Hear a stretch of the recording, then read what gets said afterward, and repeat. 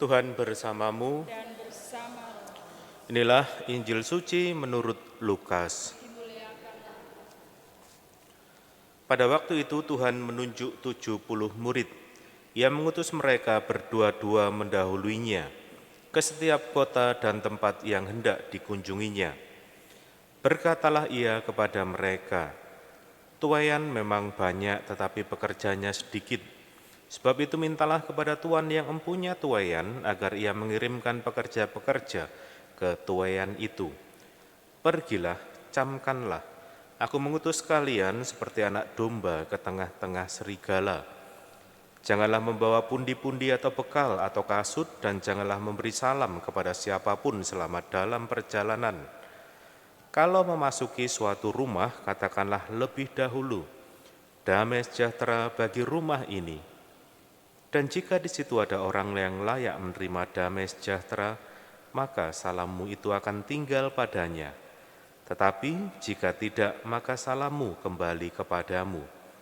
Tinggallah dalam rumah itu, makan dan minumlah apa yang diberikan orang kepadamu, sebab seorang pekerja patut mendapat upahnya.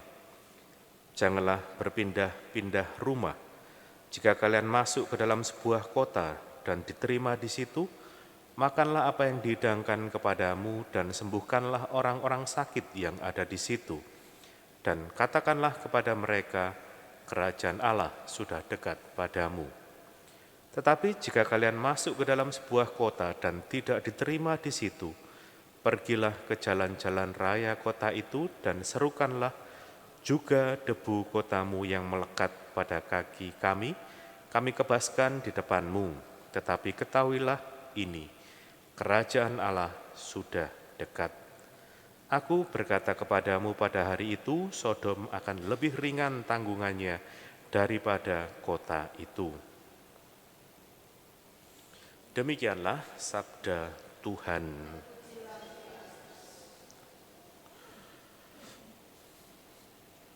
Saudara-saudari yang terkasih, karya perutusan di tengah dunia digambarkan oleh Yesus seperti domba yang pergi ke tengah-tengah serigala. Ada resiko, ada kesulitan, ada tantangan dan sebagainya. Tapi ini hendaknya bukan menjadi alasan bagi para murid untuk tidak hadir di tengah-tengah dunia. Terlebih dengan cara yang menurut saya mudah adalah membawa damai, tidak melakukan permusuhan, tidak melakukan penghasutan dan sebagainya. Tapi bahwa kehadiran murid-murid Kristus itu menenteramkan. Penolakan bukan alasan untuk tidak hadir.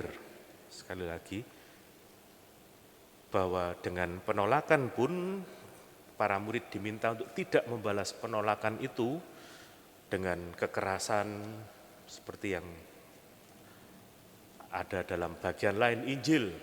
Misalnya menurunkan api, tidak. Tapi tetap menghadirkan damai. Maka tentunya ini juga menjadi pengingat bagi kita yang adalah murid-murid Kristus untuk terus-menerus mendamaikan, memberi ketentraman, menghadirkan kasih di tengah-tengah dunia yang bisa saja menolak, tidak menerima kita, tapi bukan alasan untuk tidak menjadi juru damai. Kemuliaan pada Bapa dan Putra dan Roh Kudus,